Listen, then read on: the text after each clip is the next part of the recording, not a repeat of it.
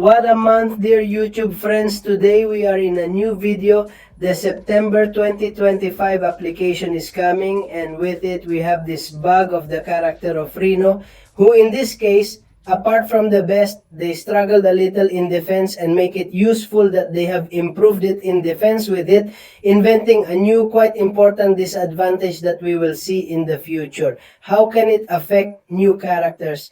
Which is, it's the one, I don't remember what it's called, but we're going to see it now at 0, in the singular ability. But it's basically one where you can't block the blows. So in this case, we're going to see the gameplay with Rhino, who is also quite in attack. Stop. I have to thank my great dear friend John Coutonio, who has left us this rank 5 Rhino. In this case, he couldn't leave it with powder because he no longer had any grade 2 primordial powder to give him, and he left it to us out of skill of 170.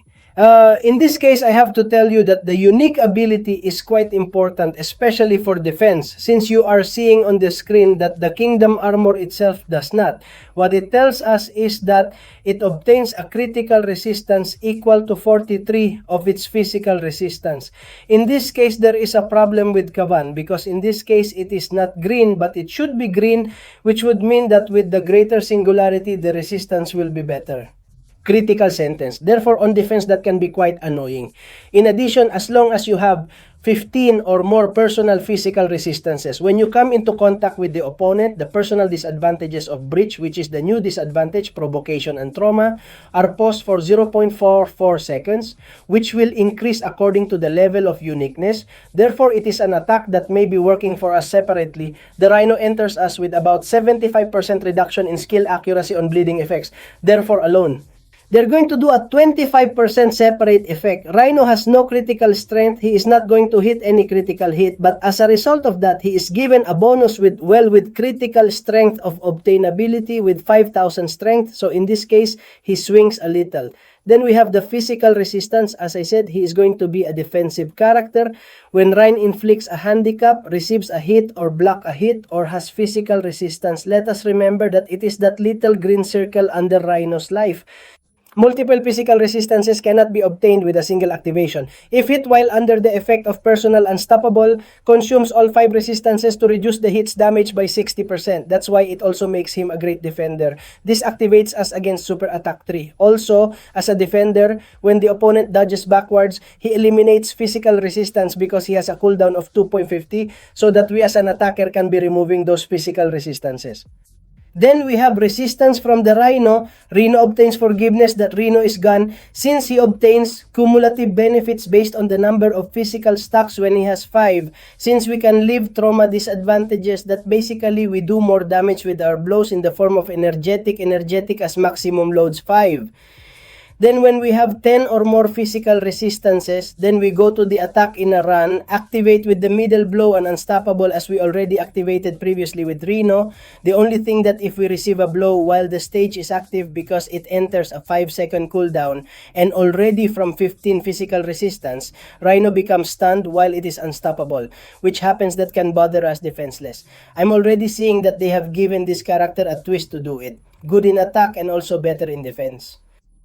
Then there is the charge thing. It is valid when Rhino makes a running attack at a firm disadvantage of non-cumulative provocation for 5 seconds. As a defender, he has a gap disadvantage for 2 seconds instead.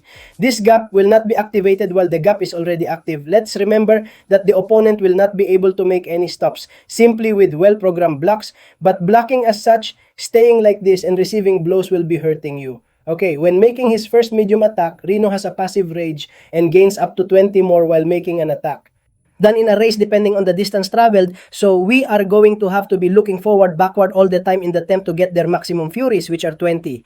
These furies are updated when Reyna initiates the attack on a run, intercepts the opponent, or penalizes the opponent's strong attacks or over attacks.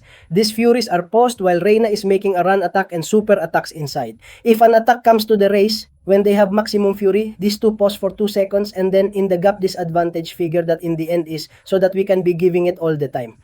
The super attack character is very simple. You will be seeing it. The effects of unstoppable personal fury and trauma are paused during Rhino's super attacks. What super then 1, we put disadvantage stun. What super then 2? Well, we invert the form of trauma disadvantage as maximum loads 8. And finally, it is super that 3 prints at 20% intimidation disadvantage. So you are already seeing that as such, Rhino's super touches are not a big deal.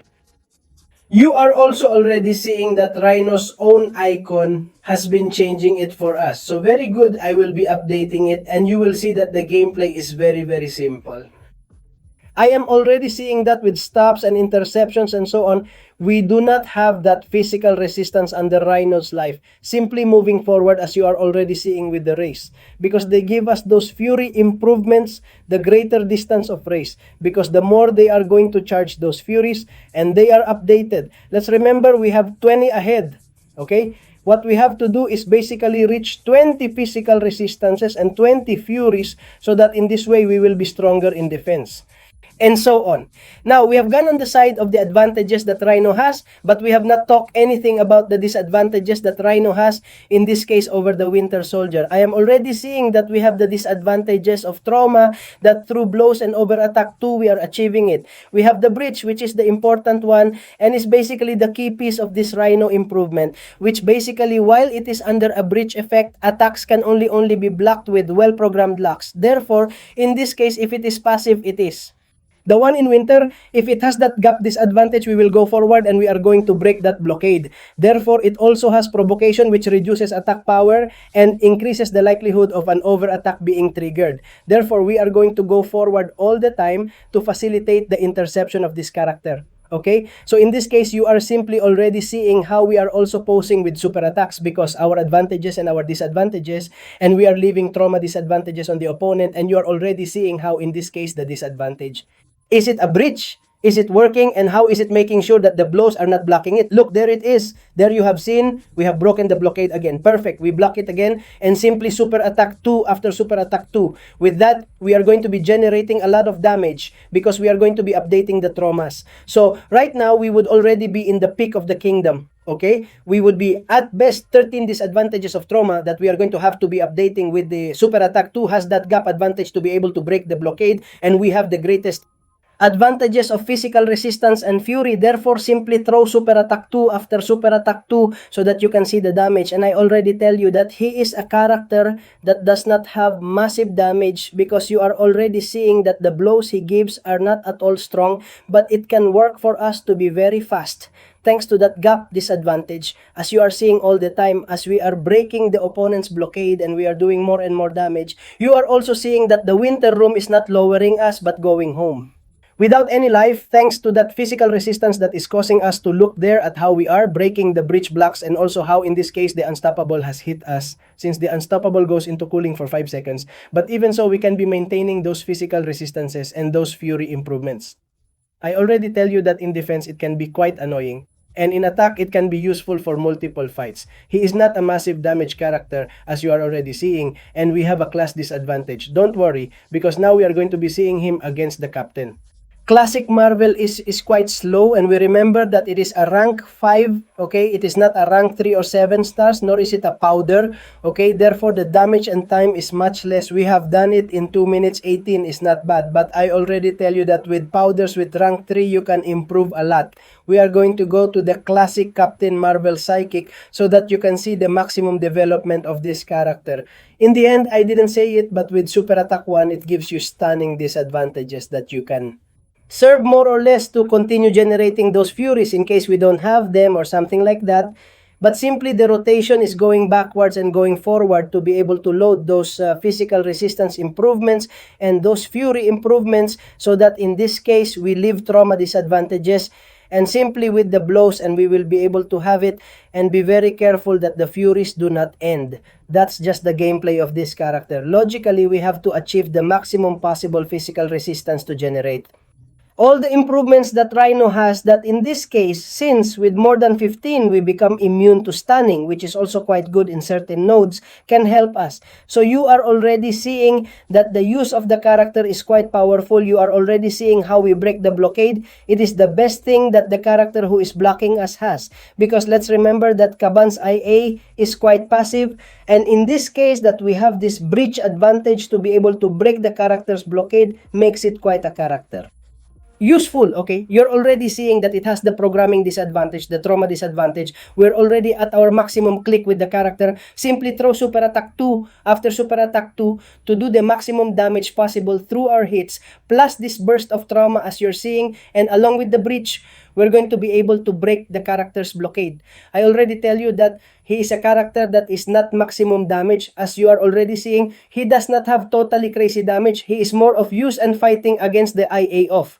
Daban, okay, we can shoot Super Attack 3. Yeah, what's he gonna do? Well, a small mini rotation. That's why I'm showing it to you now that there is little life left. Because basically, we are left in intimidation. Therefore, we are going to be able to break the blockade all the time. No matter how long that intimidation lasts. So that we can do more damage to him and generate our improvements in fury and physical resistance as you are already seeing. But in reality, the main rotation is to go to Super Attack 2 along with the maximum loads of fury with our physical resistances that's simply moving forward. Let's remember that.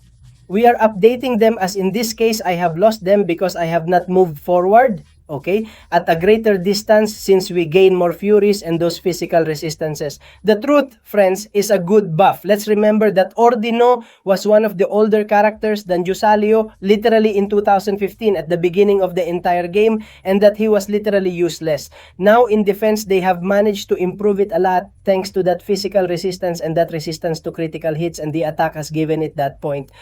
Much unnecessary punch with that new breach disadvantage to burst the opponent's blocks. So friends, the truth is that I honestly quite like the bug that they have made to the character, as he says again, and I have returned to and I have said in the video, he is not a massive damage character, he is a usable character. Thanks to that physical resistance, thanks to the furies and that gap disadvantage and trauma disadvantage that it leaves on the opponent. So nothing, friends. Well, I hope you liked the video of how to play with this new dive. Rhino has turned out quite well, sorry. So let me know in the comments what you think of this dive, if you are going to upload it or not. So friends, I hope you liked the video. So guess you are not there, and see you in other videos. Bye-bye! And before finishing the video, thank you very much to all of you who are members of the channel for becoming a member. You got it in the description. Many thanks to the TheShoris of Ana Banana, Eliel Ramirez, and Oscar Salmeron, and to the authentic Shori of Facundo Juan. Thank you all very much.